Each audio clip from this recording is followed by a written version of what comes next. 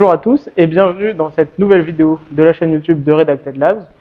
Aujourd'hui, nous allons présenter des astuces et des connaissances un peu plus concrètes sur l'écosystème de la DeFi. Nous avons aujourd'hui un invité de marque, Julien, un expert de la finance décentralisée qui travaille chez Redacted Labs. Et ensemble, aujourd'hui, nous allons vous présenter 3 protocoles de la finance décentralisée que nous apprécions particulièrement, différentes stratégies rentables de l'écosystème DeFi, et puis quelques erreurs à ne pas commettre si on veut être rentable en DeFi. Bienvenue Julien. Merci. Alors Julien, est-ce que tu peux me donner un premier protocole que tu affectionnes particulièrement? Ok, donc pour commencer, je vais vous donner un protocole qui existe, qui a été bêta test et qui est incontournable aujourd'hui en DeFi, c'est AAV. C'est un protocole de prêt et d'emprunt où vous avez la possibilité de prêter vos actifs qui peuvent être empruntés par d'autres personnes, ou alors vous êtes emprunteur et vous posez un collatéral pour emprunter ces actifs. Et pourquoi j'aime bien AAV? Parce qu'ils ont réussi à atteindre un niveau de décentralisation qui est particulièrement bon comparé à tous les autres protocoles DeFi. Et ils ont une gestion de risque qui est très rassurante en tant qu'utilisateur. Après, ils sont allés un peu plus loin aussi. Donc, au début, c'était des actifs très safe, et ça l'est toujours. Mais là, ils sont allés plus loin dans le sens où ils ont voulu pousser l'optimisation en permettant des emprunts en mode efficace ou en mode isolé pour gérer le risque. Donc, c'est un protocole que, à titre perso ou même à titre grande échelle, on peut utiliser. Et voilà, c'est pour ça que j'apprécie beaucoup ce protocole-là. Ok, très clair. Donc c'est un protocole qui a robuste, qui a fait ses preuves, qui a subi Ouais. pas mal de crashs et qui a jamais failli. Surtout sur l'emprunt et le prêt, c'est quand même Ouais, il faut des gérer activités en l'utilisation. DeFi qui sont Ouais. super risquées. Et puis en plus, comme tu le dis, ouais, ils évoluent encore avec leur temps. Ouais. Beaucoup de modifications. La DAO est très active, Ouais, tu ouais. disais. Donc très cool. Ils ont su s'adapter et intégrer les assets tout en maîtrisant les risques qui étaient associés à ces nouveaux assets et à ces nouvelles tendances du marché. Ce ne sera pas les premiers à ajouter des actifs un petit Non. peu à la mode, c'est sûr. On pense à l'USDE par exemple, Ouais. de Ethena. Ok. Et est-ce que, en tant qu'utilisateur particulier, j'ai quand même un pouvoir de vote dans la DAO ou c'est quand même un peu compliqué Alors la DAO, il faut détenir leur token de gouvernance AAV pour participer à cette DAO. Après, suivant les critères de cette gouvernance, vous êtes libre de proposer des votes, ça peut être sur des intégrations ou des paramétrages, et c'est discuté, ça suit le processus de gouvernance un peu plus classique. Mais oui, tout le monde peut participer à cette gouvernance-là du protocole. Ok, top. Donc un protocole que les débutants pourraient utiliser. Ouais. Il est souvent cité dans les introductions à la finance Oui, décentralisée et c'est pas pour rien. oui, c'est Bah, pas merci beaucoup. Tu parlais de AV juste avant. Moi, je vais rebondir et je vais te parler un petit peu de Morpho, donc qui est également un protocole de lending borrowing que j'affectionne particulièrement. Donc, comme on l'a dit, le lending borrowing, c'est une des gestions des risques les plus difficiles à faire en tant que protocole. Beaucoup de paramètres à gérer, etc. Et AAV a pris une manière d'avoir énormément de paramètres de sécurité et les modifie très régulièrement en fonction du marché. Morpho, c'est une équipe qui a pris une voie différente et qui a en fait très peu de lignes de code dans ses programmes de pool, mais en fait, ça va être des acteurs extérieurs qui vont s'emparer de ce code basique pour faire des vaults personnalisés. Donc l'avantage, c'est que c'est possible d'avoir des actifs un petit peu nouveaux, un peu shiny de l'écosystème, tout en ayant une gestion des risques professionnelle, parce que bah, ça va être des asset managers DeFi qui sont spécialisés sur le sujet et parfois même qui bossent aussi avec AAV, qui vont proposer ces vaults. Donc c'est plus compliqué pour les débutants parce que bah, faut aller faire des recherches sur l'asset manager, faire des recherches sur l'actif aussi, qui sont souvent un petit peu innovants. Mais derrière, bah, on a accès à des stratégies DeFi qui rapportent peut-être un petit peu plus oui. en fonction de l'effervescence du marché. Donc c'est vrai que c'est pas un protocole où on dirait d'y aller les yeux fermés comme pourrait l'être un AV, mais c'est un protocole qui est extrêmement intéressant. Et puis pour nous chez Redacted Labs, encore plus. C'est vrai qu'ils ont choisi une autre tournure dans le sens où AAV, c'est plutôt une infrastructure de la liquidité, où des protocoles vont venir se construire dessus, des bots qui automatisent le prêt et les emprunts. Morpho, c'est plus une infrastructure pure où il y a des curateurs ou des gestionnaires d'actifs, des gestionnaires de fonds qui vont venir créer des bots avec des stratégies propres à eux. Et c'est complètement isolé, chaque marché est isolé, donc ils peuvent se permettre d'être plus agressifs sur ce marché-là et c'est très intéressant cette approche qu'a pris Morpho. Ouais. En effet. On a parlé d'AAV, on a parlé de Morpho. Quel serait ton deuxième protocole favori de l'écosystème? Alors pareil, en restant sur des protocoles qui sont bien battle test, qui ont fait leurs preuves et qui ont su innover aussi, il y a l'incontournable, c'est Uniswap. Uniswap, c'est un protocole, donc un DEX, un échange décentralisé qui vous permet, sans tiers de confiance, de transférer ou échanger des actifs. Et en fait, là où ils ont été très bons, c'est que leur V2 déjà était innovatrice dans le sens où tout le monde pouvait apporter cette liquidité et participer à l'écosystème d'Uniswap et gagner les frais dessus. Et après, ils ont aussi poussé le bouchon plus loin en disant que désormais, sur la V3, au lieu d'apporter la liquidité de manière très large, vous pouvez optimiser et concentrer la liquidité sur des ranges spécifiques. Et ça a ouvert une grande diversité de stratégies, beaucoup d'innovations en termes de protocoles qui sont venus se construire sur Uniswap. Et j'affectionne énormément beaucoup Uniswap aussi pour ça. Et en plus de ça, pareil que pour AAV, la DAO est bien décentralisée, ils ont un système de délégation qui aboutit. Donc, pareil, même si c'est, oui, après sur des protocoles aussi matures, on arrive forcément à une centralisation des pouvoirs de gouvernance, mais via la délégation, ça participe aussi à la décentralisation qui se met en place. D'accord. C'est vrai qu'Uniswap est un petit peu plus critiqué sur la DAO, Ouais. notamment sur le fee sharing, qui est un petit peu bloqué généralement par les investisseurs initiaux du projet. Mais ça reste un protocole qui marche bien, qui a été fork des milliers de fois, Je crois que j'imagine. c'est le protocole le plus fort. Ouais. Ouais. Et t'attends quoi de Uniswap V4? C'est vrai qu'Uniswap V4 est très attendu, et ils utilisent un tout petit peu là-dessus.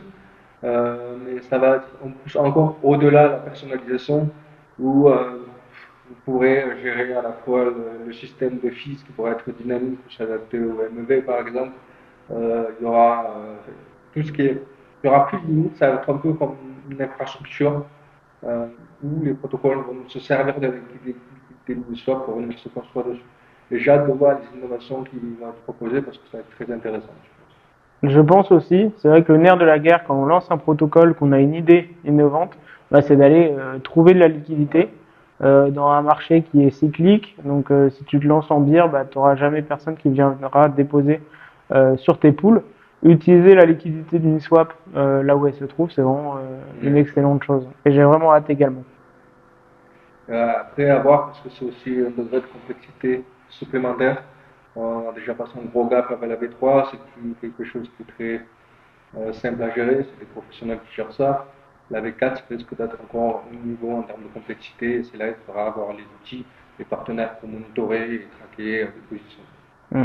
Alors moi, mon deuxième protocole, ça va être Lido, donc le leader incontesté du liquid staking. C'est un protocole qui permet à tout le monde en fait d'accéder au rendement du staking d'Ether. Donc ce qui est considéré aujourd'hui peut-être comme un rendement sans risque dans le monde d'Ethereum. Donc le liquid staking, il y a quand même un petit peu plus de risque puisque vous allez déléguer vos Ethers à des professionnels qui vont faire tourner des nœuds pour vous et qui vont donc vous donner en échange un jeton qui représente les 32 Ethers bloqués. Donc les dangers un petit peu, ça va être la capacité d'échanger ces liquides Ethers contre d'autres jetons, puisque il y a un délai pour sortir du système de validation. Donc si tout le monde veut sortir en même temps, ça va faire un bank run finalement, et la confiance dans les Ethers de Lido pourrait perdre un petit peu. Ça a déjà été le cas, même si Lido aujourd'hui trust largement le marché et n'importe qui serait prêt à racheter des Ethers à bas coût quand ils viennent de chez Lido. Ouais, au final, ça a de quoi pour toi l'intérêt d'avoir un liquid staking, un asset qui est normal là, devient liquide sur le marché. Et bah derrière, c'est sûr qu'on peut l'utiliser partout dans la DeFi. Là où les 32 Ethers vous apportaient un rendement autour des 4%, bah là vous allez pouvoir avoir le rendement natif et puis bah, peut-être le mettre en collatéral sur AAV pour emprunter des dollars et peut-être payer sa vie. C'est certains DeFi maximalistes qui le font, mais derrière, en fait, ça vous permet de débloquer de la liquidité sur vos investissements sur la monnaie Ether. C'est vrai que les composabilités, les choix de stratégie avec cette équipe de Lido sont très puissantes. Et c'est quand on trouve le plus 5 DeFi aujourd'hui, ça a été de loin la base quand même des stratégies. Et ils ont été très forts dans leur communication et leur business development. Lido, c'est une DAO, donc il y a des acteurs de l'écosystème Ethereum qui ont participé à différents stades de l'évolution de Lido. Et au début, c'était vraiment des personnalités importantes d'Ethereum qui ont réussi à nouer des partenariats avec beaucoup de protocoles DeFi, là où d'autres providers de liquid staking ont peut-être plus de mal d'être listés sur des plateformes de lending parce qu'il y a plus de risques, moins de liquidité, etc. Et derrière, ils rentrent un petit peu dans une case plus dégène qui correspond moins peut-être aux stratégies patrimoniales, je dirais, du liquid staking. C'est vrai que c'est assez bluffant la manière dont Lido a réussi à s'imposer quand même en tant que leader. Et le nombre de partenariats qu'ils ont, on parle aussi des intégrations DeFi, mais partenariats en analytique, ils sont très bien entourés par des professionnels, ils fournissent énormément de données qui sont accessibles sur Dune. Donc, vous pouvez lire les dashboards et regarder l'état de santé du protocole. Et c'est très rassurant d'avoir toutes ces infos quand on investit dans des protocoles comme ça. Clairement. Merci. On parle de stratégie basée sur le liquid staking de Lido. Et Pendle a été très innovant dans ça. C'est un protocole que j'ai beaucoup creusé au cours des dernières années et que j'aime beaucoup.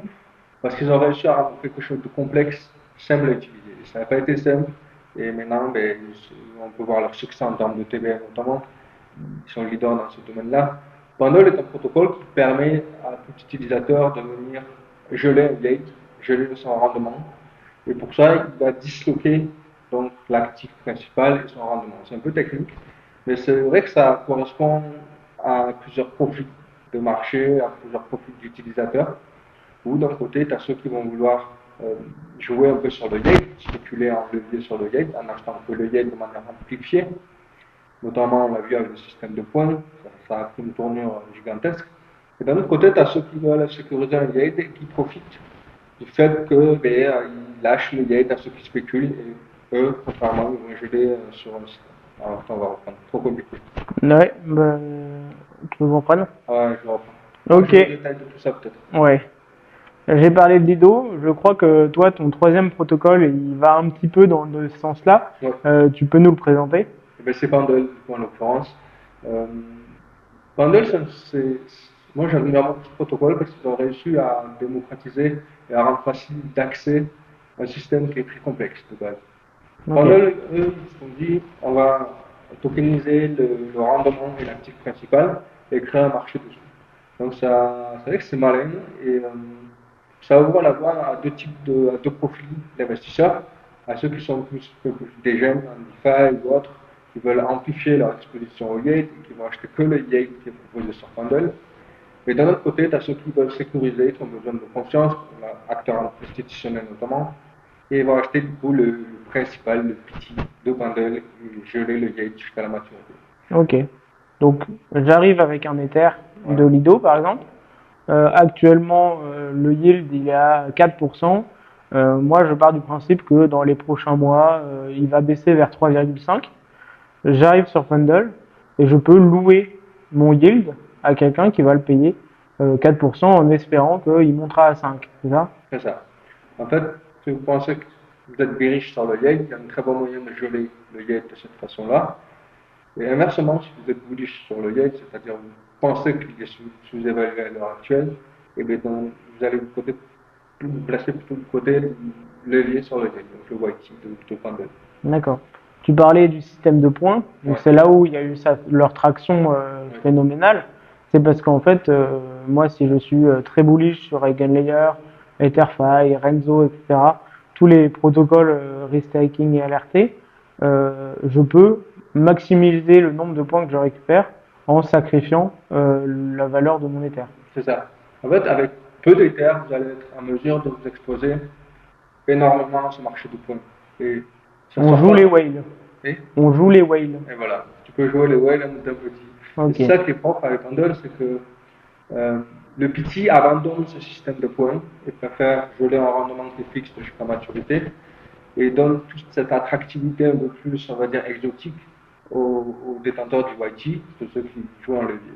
Et ça a très très bien marché, c'était un modèle très efficace pour s'exposer en levier, où c'était aussi très très rentable à partir du moment où vous saviez vraiment maîtriser les aspects de Pendle et de la DeFi. Ok. Donc tu disais que c'était quand même démocratiser ces outils-là qui existent en finance traditionnelle, mais en fait c'est quand même pas si accessible que ça. Beaucoup de gens se trompent parfois de paramètres et se font rect en essayant de l'utiliser. Oui, oui, tout à fait. Pendle, il faut savoir une date de maturité, un AMM qui est intégré, il y a la possibilité de mine, de swap, il y a plein de petites possibilités qui fait que faut faire attention et il faut connaître pour choisir le choix le plus optimisé, surtout en termes de frais sur Pendle. C'est pas la porte ouverte, on n'y va pas les yeux fermés quand même. Ok. Très clair, merci beaucoup. On a parlé des points tout à l'heure, notamment Eigenlayer. Je vais vous parler justement de Eigenlayer. Donc nous, on a fait quelques vidéos un petit peu et même un blog post très complet sur le sujet. N'hésitez pas à aller le regarder si vous voulez en savoir plus. Eigenlayer, qu'est-ce que c'est? C'est le restaking. C'est le fait de pouvoir, en fait, avec la même somme d'Ether, aller sécuriser différents réseaux, différentes applications décentralisées avec le même capital. Alors pour les investisseurs, c'est exceptionnel. Avec le même capital, on va décupler le yield. Et pour les porteurs de projets, pour les entrepreneurs, eh ben en fait, ils accèdent à une sécurité du réseau à moindre coût, puisque le coût est divisé entre tous les acteurs du réseau de restaking. L'avantage, c'est que donc, vous allez pouvoir aller chercher du yield natif beaucoup plus conséquent en tant qu'investisseur. Le risque, évidemment, on empile les couches de rendement et donc on empile également les couches de risque. Eigenlayer a fait les choses plutôt bien sur la sécurité puisqu'il y a beaucoup d'audits. Les entrepreneurs qui veulent rentrer dans le réseau doivent aussi être audités. Donc là-dessus, c'est très intéressant. Et puis l'utilisateur, en fait, final, il va pas forcément voir tous ces risques-là. Il va déléguer la gestion à des nodes opérateurs qui vont faire toute la gestion du risque pour lui. Évidemment, il faudra sélectionner des bons nodes opérateurs avec un track record peut-être sur d'autres blockchains parce que ça va être des professionnels du staking qui vont rentrer sur ce marché-là. Et puis, peut-être aussi distribuer un petit peu son capital sur différents nodes opérateurs qui vont avoir des stratégies peut-être un peu différentes. On est au tout départ de cette envolée du restaking. Il y a des concurrents, Symbiotic ou Karak, qui sont également en train d'être développés. Mais je pense que ça vaut vraiment le coup de s'y intéresser en 2024 sur Eigenlayer et le restaking. Totalement, ça relance cette dynamique de staking qui est maintenant bien élaborée en DeFi, qui est maîtrisée par les acteurs qui font ça. Et Eigenlayer donne la possibilité aussi de se réinventer. On a vu Etherfi qui est parti de zéro, qui a su capter une TVL énorme. Jusqu'à là, c'était très compliqué de concurrencer Ludo qui était très établi. Donc ça remet cette dynamique, c'est très intéressant à voir, surtout que c'est abordé avec beaucoup de prudence par Eigenlayer. Il faut prévoir vraiment étape par étape d'amorcer ce nouveau système et d'amorcer aussi la décentralisation qui va arriver. Donc c'est très intéressant à suivre et nous on s'y intéresse beaucoup. Excellent, merci. Vous avez largement de quoi faire vos devoirs du coup sur ces protocoles DeFi. Donc on est allé un petit peu du moins des gènes au plus innovant aujourd'hui, mais maintenant qu'on a présenté quelques protocoles très intéressants, on les utilise pour faire ses recherches et puis un peu expérimenter et on s'informe. Et on va passer directement à des stratégies un peu clés en main qui sont rentables aujourd'hui dans l'écosystème DeFi. Alors moi, je vais commencer par une stratégie. On a parlé de Pendle un petit peu. On a parlé de restaking. Donc on a parlé d'Eigenlayer, mais il y a également Symbiotic, un concurrent porté notamment par Lido en backer, donc c'est assez significatif. Et en fait, sur Pendle, on pourrait aller avec pas beaucoup d'Ether, faire un petit peu jouer la whale et aller chercher un maximum de points directement via Pendle. Donc moi, ce que je vous propose, c'est de vous exposer à Etherfi. Donc là, c'est récupérer des points pour obtenir des tokens Etherfi. Et puis également, farm les points Melo Protocol, donc qui est le protocole principal aujourd'hui de l'écosystème symbiotique. Donc tout simplement, vous allez sur Pendle et vous allez acheter des des YT sur la pool Rapid ETH qui vont vous donner un multiplicateur sur les points Melo et Etherfi. Ok. Voilà, tout simplement. Ok. Ben, très bien. C'est bien qu'il y ait des profils plutôt des jeunes comme le tien. Parce que moi, d'un autre côté, je suis passif, je vais en profiter. Plus il y a des points qui sont attractifs, plus les gens vont acheter du YT, le YT, le bundle. Et ça a bien un système de mécanisme, ça va rééquilibrer le prix et le yield. Donc, plus il y a des gens qui font comme toi, qui achètent le YT, plus le yield fixe monte. Et moi, je peux geler un yield qui était à 40, 50, voire 55% par moment, de yield qui est assuré jusqu'à maturité. Donc toi, tu seras plutôt le profil inverse. Tu vas me louer les points que tu pourrais avoir en t'exposant au protocole, Voilà. mais tu passes dessus pour avoir du rendement en Ether sonnant et trébuchant. Voilà, moi par exemple, si je suis du type à pas, j'ai pas trop de visibilité sur ce système de points, j'arrive pas trop à estimer le rendement pur, le rendement réel même. Du coup, je préfère jouer le passif et acheter du PT. Je peux acheter le PT à 30% et le geler par exemple. Et même si le YT, il y a beaucoup plus d'achats et que le PT continue à monter, on est toujours en mesure de réarbitrer sa position et de recapturer un PT qui est plus haut. Tu parais que en fonction de l'appétence pour les points actuellement, tu pourrais retrouver un PT à 20%, tu pourrais retrouver parfois un PT, on l'a vu, à 60%. Ouais. C'est quoi un petit peu tes conseils à la louche pour dire bah là peut-être geler et partez ou même revendez un petit peu tout quand c'est trop haut, quand la hype est un peu trop grande que finalement ça signe un peu le top local de ce pourcentage de yield là. Vraiment, moi je trouve que tout le risque est vraiment dans la main du PT du YT en fait, parce qu'il s'expose vachement le levier sur le prix du YT lui-même et il s'expose aussi au futur prix des points. Je ne sais pas, ce ne sont que des estimations. Et, le PT, quant à lui, il se délègue toute cette responsabilité, il va capter juste le yield qui est en Ether, et en Ether brut. Donc en tant que PT, il faut réarbitrer ses positions et prendre en compte bien sûr les frais qui sont inhérents à bundle. Mais si vous sentez un top de marché, il faut garder le petit, il faut maintenir ses yields. Voilà, c'est entre 50 et 60% et c'est très attractif. Top, merci. Alors, on a parlé de bundle juste avant, mais il y a aussi d'autres façons de s'exposer au système de points. Okay. Dans le levier. Ça, moi, par exemple, je trouve que le système de points est plus attractif et AAV récemment a listé le WETH d'Ether5. Okay. Où il est possible de le poser en collatéral, emprunter les Ethers et faire des boucles. Donc le remettre en collatéral et réemprunter. Et ainsi s'exposer en levier sur le WE d'Ether5.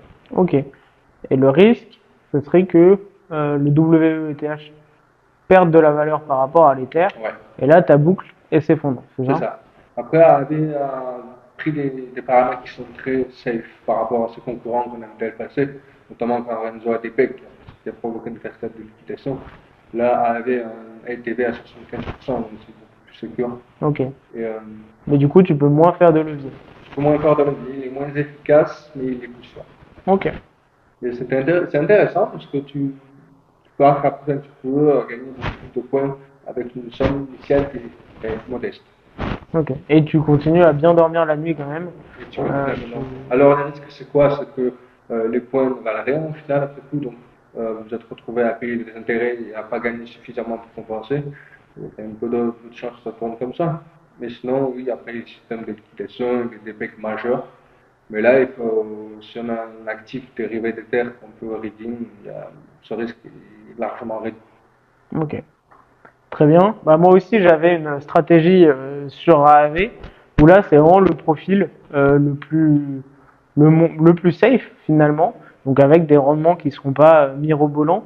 Mais aujourd'hui, l'USDC, donc qui est un stablecoin extrêmement sûr, back par Circle avec des audits, etc. Chez Redacted Labs, c'est le stablecoin le mieux noté dans notre gestion des risques. Vous le déposez sur AAV et vous gagnez plus de 6,5% d'APR.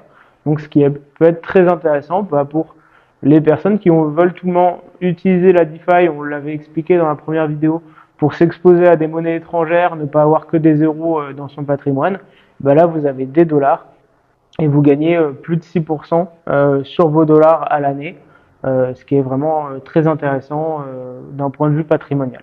Alors là, on est quand même loin du dégène, mais ça montre aussi que la DeFi, c'est pas que du dégène, c'est des cas d'usage patrimoniaux vraiment nets. Très bien. Et qu'est-ce que tu as pour finir en termes de stratégie qui diffère peut-être un petit peu de ce qu'on a évoqué juste Yes, avant? complètement. On avait évoqué Uniswap, qui est le pionnier de la liquidité sur les DEX, et l'apport de liquidité, il est accessible à tout le monde et bien quoi en faire. Et je trouve ça très intéressant d'aller chercher, vous pouvez très bien aller chercher des coûts qui sont rentables en termes de rendement, mais elles peuvent être volatiles par rapport à l'état. Donc vous pouvez vous retrouver à encaisser des pertes, qu'on appelle impermanent loss. Voilà. Mais après, il y a des façons de LP qui sont plus, où on maîtrise plus cet aspect de la volatilité, sans s'intéressant à des LP stables. Donc ça peut être stablecoin avec stablecoin ou Ether avec un dérivé de l'Ether. Le dérivé de l'Ether, c'est Lido, c'est Etherpad, Renzo ou autre. Et là, c'est intéressant parce qu'on n'a plus à s'inquiéter par rapport à la volatilité et qu'on estime que l'actif est résilient par rapport à son PEG. Mais par contre, il faut être optimal sur sa position. Parce que oui, ben, tout le monde va LP de cette façon-là. Donc il faut, pour réussir à bien paramétrer ses fourchettes et à bien rebalancer si le prix bouge, parce que le prix bouge quand même de quelques millièmes à chaque fois, mais ça bouge. Donc Ok. ça, c'est des strates qu'on s'intéresse et qu'on monitore aussi à travers l'écosystème de Uniswap et ça peut être d'autres. Ok, très clair. Alors moi, je vais rebondir un petit peu là-dessus. Uniswap a été fork de nombreuses fois et même on retrouve Uniswap nativement sur plein d'écosystèmes différents. En fait, ça nous permet, une fois qu'on maîtrise bien le modèle, de le répliquer sur différentes chaînes et d'aller chercher en fait les incentives de certaines chaînes qui vont eh bien, proposer des rendements supplémentaires distribués dans le token du layer pour inciter les gens à apporter de la liquidité sur ces chaînes-là. Donc en ce moment, il y a Arbitrum et qui par le passé l'avait également fait et c'était extrêmement rentable d'aller chercher sur Camelot des LP assez tranquilles qui vont être juste financés par tout simplement de la distribution monétaire de la part d'Arbitrum. C'est également le cas sur Optimism et puis sur différentes blockchains qui se lancent, des layer 2 également. C'est un petit peu le modèle d'incentive basique. Mais une fois qu'on a compris le modèle, et ben c'est assez facile d'aller le répliquer et puis de gérer ces risques d'une manière efficace et être les premiers parfois sur les programmes d'incentive. Donc le travail, il va être plutôt d'aller chercher quels sont les incentives, où est-ce qu'ils sont distribués et choisir les pools les plus efficaces, on va dire, pour aller chercher ces rendements. Ouais, c'est bien, il faut, du coup, faut être à l'affût de savoir qui incentive, de quelle manière et sur quel pool. Faut être là le premier jour. Ok. Excellent. Eh bien, avec ces 6 stratégies quand même qui couvrent tous les niveaux de risque et l'appétence à ces risques, je pense que vous êtes bien parti pour aller expérimenter on-chain. N'hésitez pas à nous demander dans les commentaires si vous avez, vous, des stratégies et que vous voulez avoir notre avis sur cette dernière, ou tout simplement en proposer d'autres à ceux qui vont lire les commentaires derrière et on vous répondra. Avant qu'on se quitte, est-ce que tu aurais des erreurs un petit peu du débutant ou même de l'intermédiaire à partager qu'il faudrait éviter et puis des bonnes pratiques à mettre en place dans son activité sur la finance décentralisée? Bien sûr. On avait évoqué précédemment dans les stratégies qu'on pouvait attraper des incentives sur différentes blockchains qui sont mises sous forme de programmes. Mais ça, il faut faire attention quand même parce que certes, ça peut être attractif de première vue à vouloir aller LP du stable sur une nouvelle blockchain, mais on peut se retrouver piégé. Et se retrouver piégé, c'est-à-dire que vous allez migrer votre liquidité sur cette blockchain via un bridge. Ouais. Mais il se trouve que ce bridge n'a pas beaucoup de liquidité. Donc pour y aller, c'est très simple. Mais par contre, si vous voulez revenir dessus, eh bien, vous pouvez vous retrouver avec des problèmes de liquidité à cause de ce bridge-là. Et là, il faut faire attention. Alors, comment faire attention à ça? Il y a différents types de bridges. Il y a des bridges qui sont natifs au protocole, Arbitrum, Optimus, qui est un modèle qui est plus réputé et plus sûr. Et vous avez aussi des bridges tiers, donc ce sont des DAO, des protocoles qui proposent ce service et qui sont, il faut faire attention, du coup, il faut vraiment regarder cet aspect-là en termes de sécurité. Voilà, le piège, c'est vous vous retrouvez à encaisser des pertes si vous voulez revenir sur la blockchain initiale où vous étiez. Très clair. Donc je bridge 1500 USDC pour aller LP sur une super pool qui me rapporte 30% sur du stablecoin. Et en fait, quand je reviens, bah, j'ai 250 dollars sur mon wallet parce que le bridge, il y a un slippage tel que voilà, je suis rec. Voilà. C'est très exagéré, mais c'est bien illustré comme ça. Ouais. Très bien, merci beaucoup. Moi, ma deuxième un petit peu erreur, et bon, il y en a de moins en moins, mais ça existe toujours et il faut toujours le rappeler, c'est arrêter d'utiliser MetaMask. Moi, je vais largement privilégier Rabi Wallet ou d'autres wallets qui peuvent être intéressants, mais Rabi est quand même celui qui propose le plus de fonctionnalités et de mises à jour ces derniers temps. Pourquoi utiliser Rabi plutôt que MetaMask? C'est vraiment pour avoir plus d'informations sur les opérations que vous effectuez on-chain. On l'a vu dans la première vidéo quand j'ai faisais le tuto. On voit vraiment ce qu'on exécute lorsque l'on signe une transaction, ce qui n'est pas le cas de MetaMask. Et puis, on va retrouver aussi plein de fonctionnalités annexes qui va être des banques pour bien suivre son portefeuille.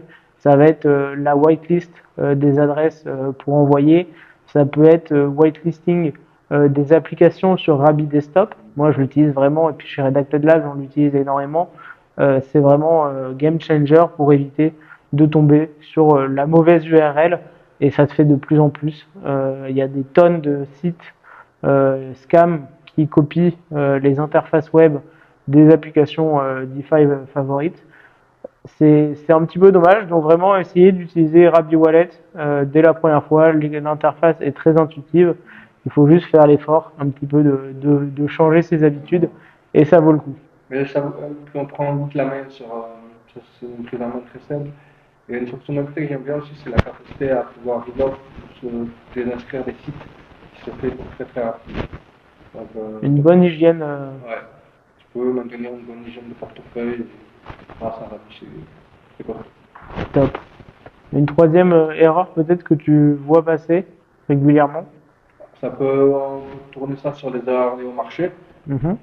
De façon globale, ça va être l'incompréhension de l'écosystème auquel on s'expose ou même l'incompréhension du protocole, qui peut paraître simple parce que l'interface est très simple au début des actifs. Mais les mécanismes derrière, en fait, peuvent vous exposer à des assets que vous ne voulez pas être exposé. C'est pas parce que le protocole est mauvais, mais c'est juste qu'il propose des services comme ça que vous devez comprendre avant d'investir. Par exemple, Fluid, qui est un très bon protocole d'emprunt et de prêt d'emprunt, vous avez la capacité de fournir des assets en lending, qui est très attractif aujourd'hui. Mais en fait, il se trouve que Fluid fonctionne sur un layer de liquidité. Il regroupe toutes les liquidités. Et derrière, le marché de prêt et d'emprunt vient piocher là-dedans. Et il y a des actifs, il y a Ethena, le stablecoin de Ethena qui est dedans, il y a Etherfi qui est dedans. Et par exemple, si vous ne voulez pas être exposé à Ethena parce que vous jugez que le stablecoin n'est pas secure. C'est par exemple notre cas chez Redacted Lab. Voilà, c'est tout à fait le cas. Et bien là, vous vous retrouvez exposé au stablecoin de Ethena en déposant de l'USDC sur Fluid. Donc c'est vraiment une bonne compréhension du protocole, c'est super important. C'est vrai qu'en termes de risque, on est très loin de l'USDC sur AAV dont je parlais juste avant. Et ça, on ne le voit pas forcément du premier abord. Ouais.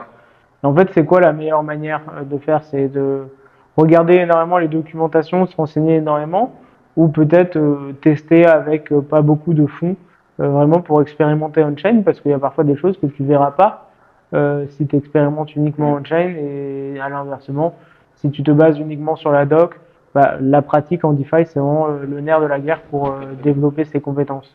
Pour moi, une bonne compréhension du protocole, faire une diligence poussée, c'est la clé.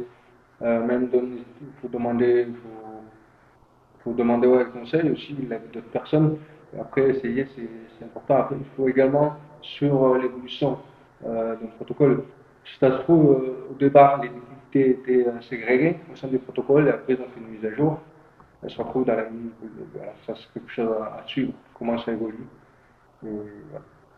C'est quelque chose qu'on fait, nous, chez Redacted Lab, le suivi des DAO, des mises à jour, des audits, etc.